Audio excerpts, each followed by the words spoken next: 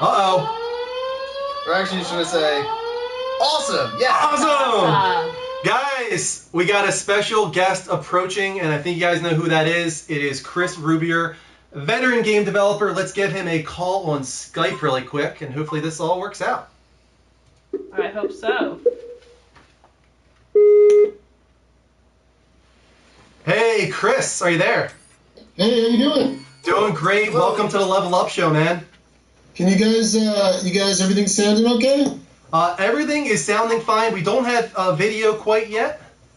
There it is right now. Just came through. Hey. There it is.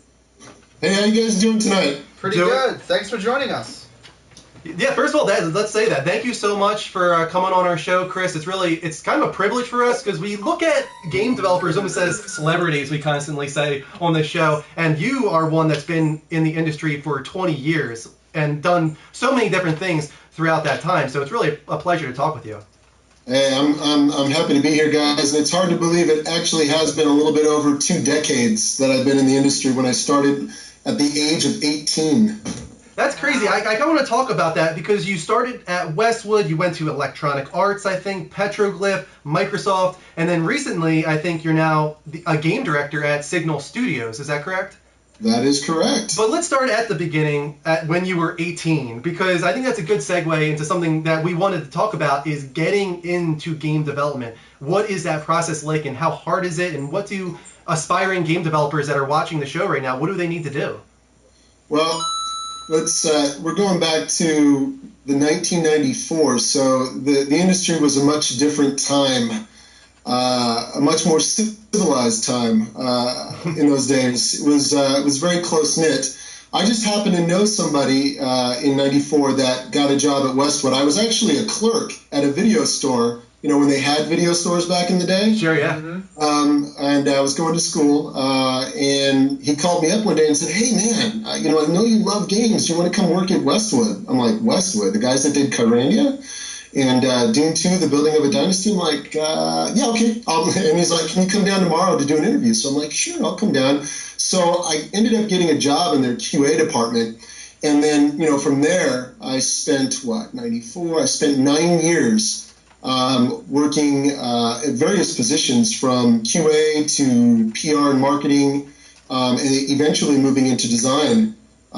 So yeah, that was great fun in those days. It was actually a privilege to have been part of a team that actually defined a genre of gaming. And there's not many people in this industry that can actually say that. And I look back at those times and all those individuals that I've worked with, who I'm still in contact with today.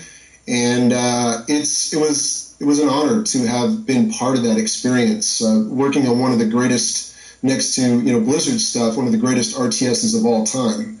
I'm kind of humbled by that, and it's pretty amazing. And I've had a long and pretty epic journey since then, working on some pretty awesome RTS games. And then moving through Microsoft, doing the whole publishing thing for a couple of years, and then coming back to game development at Signal Studios. It's like getting my hands dirty again, working with a great bunch of guys. So, for young guys to get into and gals to get into the industry today, one of the things I wanted to touch on was back then, you could have been a game designer, and I could have been just a level designer. Nowadays, it does require, in my opinion, for designers to be a bit more versatile in their role. Okay. And you could be a level designer, and let's say an environmental artist. You could be a designer. You could be a systems designer with a coding background. So what I would tell the young kids that I see coming in from DigiPen, that I worked with at Microsoft in their intern programs, is, in addition to wanting to be a great designer, look at other ways that you can complement that skill set by, being a coder or being an artist, or, in some cases there are guys that are really good, that love writing. So, having a narrative writer that can do other aspects of design or even art. It's really important in this day and age so that you can be at your best. And for those guys that work on small teams, it allows you to be incredibly versatile. And we can't also forget, too, that those designers that like to be managers, I'm one of those designers that actually likes to lead the team and manage the team and do scheduling, which I know makes a lot of designers cringe. but I rather enjoy doing it because I love that well-oiled machine. And when that machine is just running with all gears and cylinders firing, you can get amazing things done without having to do massive crunch. Definitely. I mean, thank you so much for that, first off, because there's several people that watch our show that I know want to get into game development. So that's sage advice right there. And it sounds like you're just insanely passionate about the industry, and I'm kind of wondering what brought you back into the design side of things, because as you said, you left that. So what brought you back? Well, I worked, it's funny, I worked in PR. I worked back in the day, I worked with magazines like PC Gamer, Computer Gaming World, all the biggies for the time when media was literally, it was still print before the internet took control. And it was one of those roles I was really good at being able to communicate with individuals and demo products. So the president of Westwood Studios really loved that. But, back in my mind, I always had this, from my QA days, I used to help out the designers backseat design, if you will. And it's something I always wanted to do, but there was a hole at Westwood Studios where they needed somebody with a certain set of skills to, represent the company. And so I did that role for about 5 years. And then I did community management, and I worked back in the late 90s, building communities, bringing fan sites out to Westwood Studios and, introducing them to the dev teams and thanking them for all the hard support. And that actually inspired me because working with the fans versus working with the press is an entirely different game, if you will. I mean, the fans are really passionate. They love everything. They'll do anything to be part of that process. And so back at Westwood, we would, I would say before anybody else was doing it, we were taking feedback and integrating that feedback into our games where we could.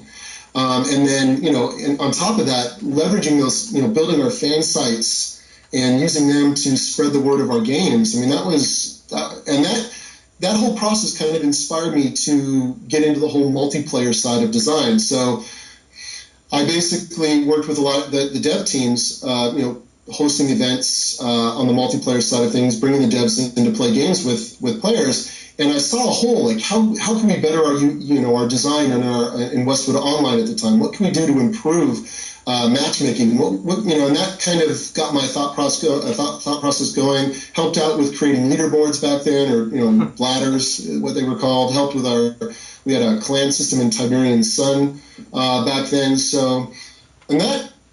Once I started doing the community stuff and then I started working with the designers again, I really got inspired to be part of the design process. And this is really fun. The president of Westwood Studios, his name is Brett Sperry, brilliant man. He brought me into his office and said, "Hey, look, Brett, I love this community stuff, but I want to be a designer." He said, "That's fantastic, Chris." He goes, "I want you to create me 5 units. I'm like, "What?" He's like, "Create 5 RTS units. And I want you to work with Adam Eisgreen, who was the creative director at the time." So I got to work. I put in a lot of hours after my normal day job of community, designing out units. And I presented them to Brett, and he really liked them. That kind of started the whole process of transitioning into design. By the time I moved into design, I was moving on to CNC3. And this is the CNC3 before Electronic Arts Los Angeles. And I can tell you guys, it was an entirely different game. I actually have design documentation on how the screen would play, which is entirely different than how the guys over at EALA eventually ended up doing it, which was amazing for the time. So at that point, I moved into design when Westwood Studios was closed by EA, and we went over to work on Generals, Command & Conquer Generals, which is one of my favorite of the Command & Conquer franchises next to Red Alert. And then worked on Lord of the Rings, and I worked on the multiplayer side of things. If you guys look at my background, I actually lead multiplayer designer on a lot of on mini games. I also have a huge passion for UI design, so I designed out all of the multiplayer UI for Lord of the Rings Online or Lord of the Rings Battle for Middle Earth, and did that for many other games that I worked on since then. So. Working with the community, I can say kind of kindled that fire to get back into design. And then that, when Brett gave me that challenge to come up with 5 really cool unit ideas, it fired off synapses, and it just got me really excited. And since then, I have been doing design full time. I love it. I can tell you guys I've been in some of the worst crunches the industry has ever seen. Yeah, I kind of want to talk about that a little bit, because you talked about crunch already a few times, and we hear about it. We hear about 20-hour days. We had Donald Harris on one week talking about 100-hour weeks, where he was working 100 hours each week. Is this real? Like, how often does this happen where you're working these kind of hours? Back in like the early 2000s and late 90s, it happened a lot. It just, I can say that for me it doesn't faze me, but it did happen a lot. And some teams would crunch for an entire year, not necessarily 100 hours a week, but you're looking at 10 to 12 hours a day, 6 to 7 days a week, and that's just what it took to get great products out the door back then. You could say that maybe the projects weren't as managed as well as they could have been, and in some cases, yeah. But crunch is, and it does happen. Sometimes you just have to run those really insane sprints to get the job done. Yeah. You could Google this. I was actually part of the EA Spouse team. That was my team. Okay. At Electronic Arts Los Angeles, and we worked about 12 to 14 hours a day, 7 days a week, and it was pretty insane. And by the end of it, most of us were really burned out. But do you take breaks at the end of like a development cycle like that?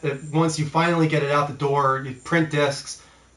What's the break like? You just worked 90 hours a week for how long? What do they allow you to have? It depends on the company. EA, I actually took an entire month off, but I mean, in the grand scheme of things, crunching for 8 months, almost 7 hours a day, or 12 to 14 hours a day, 7 days a week, it was really a month off worth it. But it really depends on the company, and in other companies, it's gotten better over the years, and that's because a lot of good managers have come up in terms of planning the project. Good design, you have good lead designers, good creative directors, and good producers that work at managing the schedule. And mind you, this is a lot on a lot of the bigger, AAA digital, AAA, big AAA games these days. But I bet you the guys over at Rockstar probably crunching. The guys over at Sledgehammer working on the next Call of Duty are crunching. It is what it is. Yeah. And they do it to get the game done. And at the end of the day, those devs, you got to applaud them for putting in the time and making great products. Yeah, so passion for sure. Mark here has a question for you real quick. I was just wondering, and you've kind of touched on it already a little bit, have you seen a drastic change in the studio environment from when you started back in the 90s to current day, I guess? Yeah, I would say it's in today's world, it's much more structured. Back in the 90s working at Westwood, it was like the Wild West. That's how I referred to gaming in the mid-90s. It was the Wild West. Your John Romero's running around, Carmax, and, big guys. You had your Richard Gere, good old Lord British, and Chris Roberts from Origin in those days. And those were some epic times. But it really was like the Wild West. And, it wasn't structured. Everybody was young, and nowadays, you got my generation, which is kind of that 90s generation, much older. We're close, we're pushing our 40s now. Helping out younger, we've learned a lot, and I think we've learned that process and scheduling and thorough documentation and all the teams getting together to plan out projects is a much better approach than coming up with an idea and saying, we're going to build it. Well, we're going to do it. Yeah, the way you talk, you can so obviously tell that you're now a game director, that you're a leader on a team. It just oozes out of you, and that's why I want to get into Signal Studios as a game director now. What is going on? What's present day for you? What are you working towards? So over at Signal, which is a group of really kick-ass guys. I mean, these guys rock. If you guys aren't familiar with Toy Soldiers, they are the team that came up with that tower defense meets action, third-person action on the battlefield formula. And right now at the studio, we're working on we're a pretty big studio. We're about pushing 40-plus people. Yeah. And we have a variety of projects that span mobile games. One of those was The Sleeping Prince that was just released, and a few others that are in development. We have Toy Soldiers War Chest, which is one of our big titles coming out. I can't say when, but it's going to be really badass. There, we got a lot of cool stuff planned. Yeah, Toy Soldiers has been around for several years now, so I'm kind of wondering, how is War Chest a little bit different than the ones that came before it? War Chest, so working with Ubisoft, those guys, we pitched them, I should say DR, who's the president of Signal Studios, pitched them. He wanted to get back to the roots of what Toy Soldiers was supposed to be, which was, going back to our days of being kids and going into our toy boxes, pulling out toys and having battles. It could be He-Man, G.I. Joe, and whatever you could find, Transformers when you were a kid, and battling it out. That was the original vision of Toy Soldiers, and that is what we're bringing with Toy Soldiers War Chest. Is basically, if you look at one of our characters, her name is Starbright. She's the leader of the Star Power Army. She's going up against Kaiser, who's one of our World War I veterans from the previous Toy Soldiers games. So it's kind of this really cool, no holds barred tower defense, third-person action game. And we're bringing a lot. The game is being designed and developed in such a way that we can expand on it over time. So you can imagine all of the great armies that we can bring to battle. Exactly, because I have the trailer. I'm going to show it after our call so people can see how great this game looks. And the ones that you see in the trailer are like the World War II soldiers and Starbright Army. Could you maybe give us a hint at another army that we might see? If I did, I'd get a phone call after this. No, that's fine, but there are other armies. Yeah, we got a bunch. There's of a lot of other armies. We working with Ubisoft. We have plans for DLC. So all I can say is, guys, just stay tuned. Over the next couple of months, Ubisoft has a really cool plan to announce what we're doing, and I can guarantee you guys, everybody's going to be really surprised and super excited. Yeah. There's another question here, I think from one of the viewers. Yeah, we just have a couple questions. One of our viewers was wondering, how rushed are you by publishers to put out games and produce new content rather than like fixing patches? Well, really comes down to developers working with the producers to come up with a schedule that makes sense. And that's what's nice about in this day and age. Back then it was, we could get it done in a year and a half with no idea of what the true scope is. Nowadays we actually scope out the project. What are all the technical features? And that's not to say things don't get cut along the way, because sometimes some features just take longer to code than others. It's really hard to guesstimate. But in general, nowadays, Ubisoft is really good about sitting down, spending several weeks planning out the schedule based off the design documentation. And then we're in the final phases of the product for Toy Soldiers, so we're just kind of triaging features right now. Is there anything that we might have to kind of let go and look at putting post-launch? So nowadays, and I'll also say it also depends on the publisher. Yeah. So Ubisoft is actually an incredible publisher to work with. There's other publishers. Everybody's different. Yeah, let's talk about that a little bit. We actually had a little bit of a pre-show chat about that, because Ubisoft, I think, is new to publishing Toy Soldiers. Is that correct? Yes. The IP was originally Microsoft's, and then Signal Studios got we reacquired the IP. And that's why it's coming now to PS4, Xbox One, and PC, I think, right? Absolutely, yeah. Which we're really excited about, to have a multi-platform title. Yeah. And we went to Ubisoft and pitched them, because we did, every developer does need kind of some funding. So we went to them, and they were gung-ho. They really love the IP. That's awesome. And so, the rest is history. We formed this really cool relationship with those guys, and they're actually at the studio for the next, several months, helping us get the game done. Is there a certain quality that you look for when you're kind of going around to publishers looking for somebody? That's hard to say. It really comes down to, if we've worked with other publishers, are they interested? Is it a right fit for the publisher? It depends on the game idea, but there are some publishers that we like to work with over others. Sure, I can understand that. Is there any other viewer questions that you had, Mark, before I move on? Yeah, we just had another person was asking if the resolution and the final display settings of a game is something that you take into account of beforehand or later on. So like 1080p versus 900p. Obviously, there's a lot of debate going on around the chat rooms and stuff right now over resolution. So I think people want to know, when does that decision get made, or is it something that happens very late in development, actually?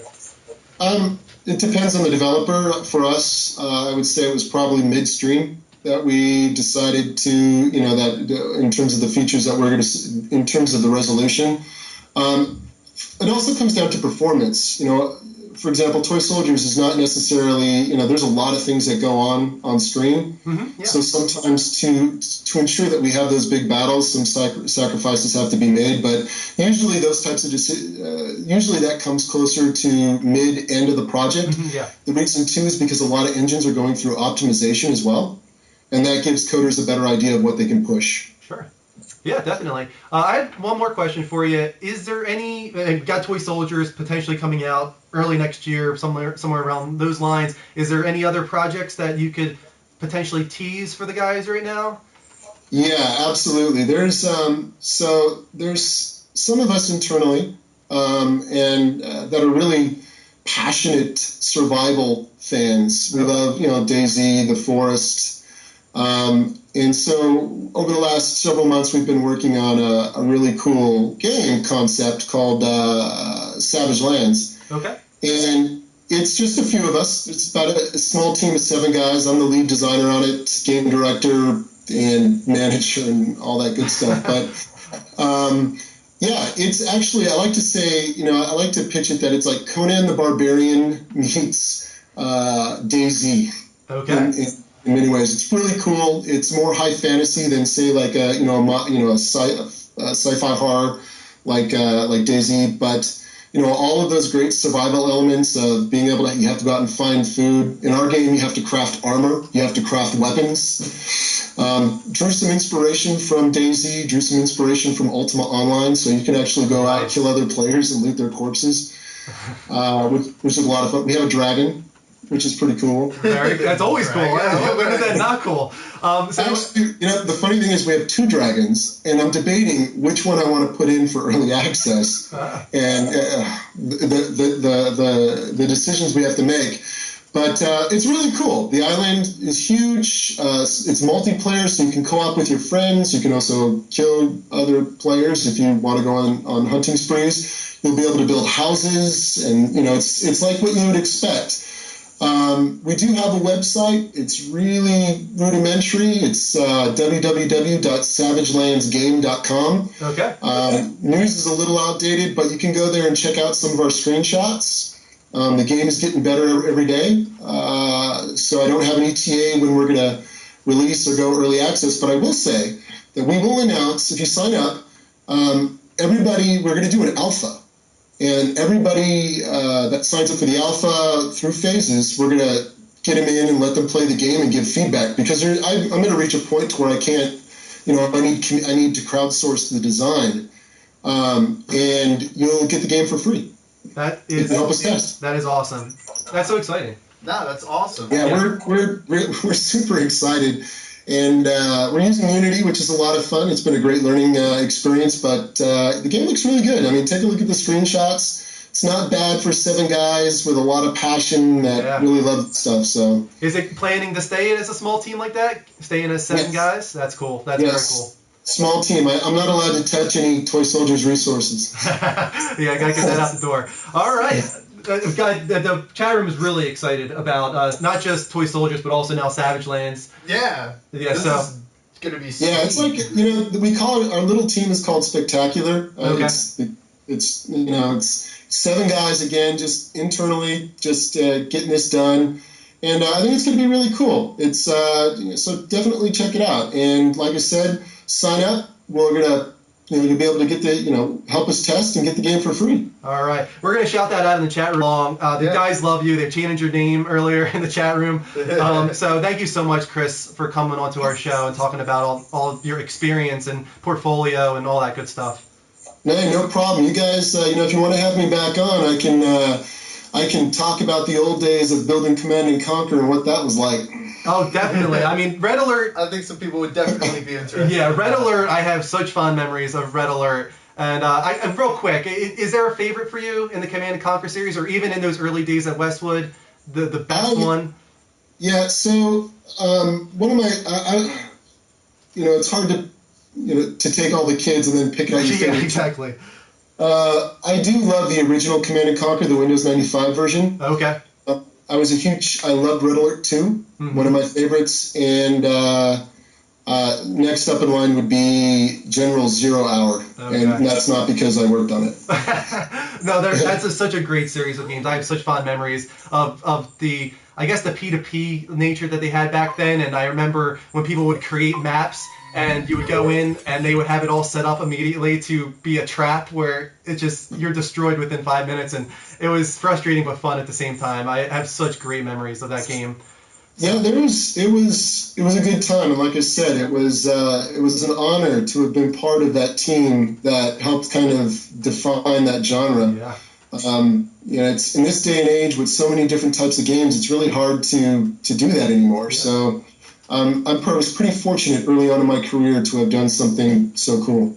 That is cool. Well, Chris, you're an awesome guy, and thank you so much again for joining our show. We'll have to keep in touch with you. If you ever want to talk about Savage Lands again when it's getting closer to release or any other projects that you're working on, please let us know.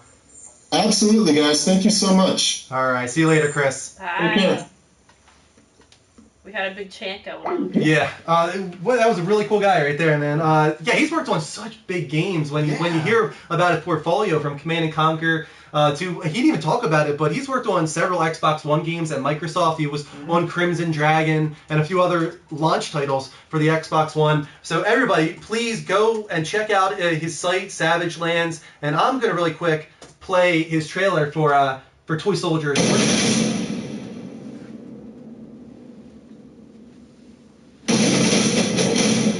They said you were nothing but a toy. Your lot in life was to entertain children, and then collect dust in the basement.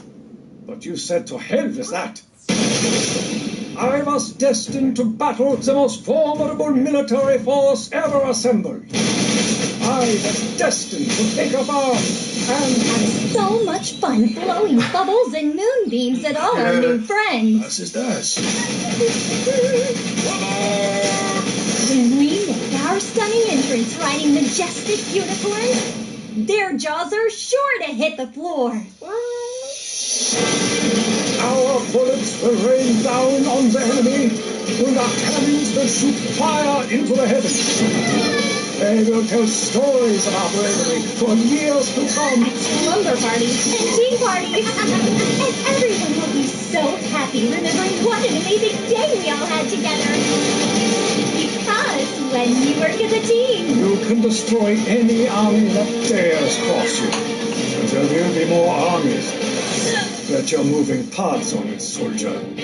You'll fight through paint and plastic limbs. And rainbows and sunshine and happiness. And when you emerge from battle, they'll know you're more than just a toy. You're a toy soldier.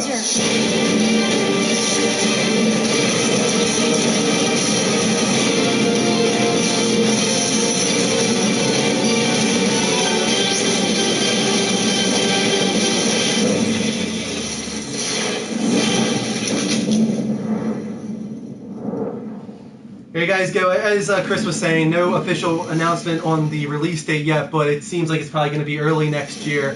So keep an eye out for that one. It's coming to PS4, Xbox One, and PC. Ubisoft is publishing.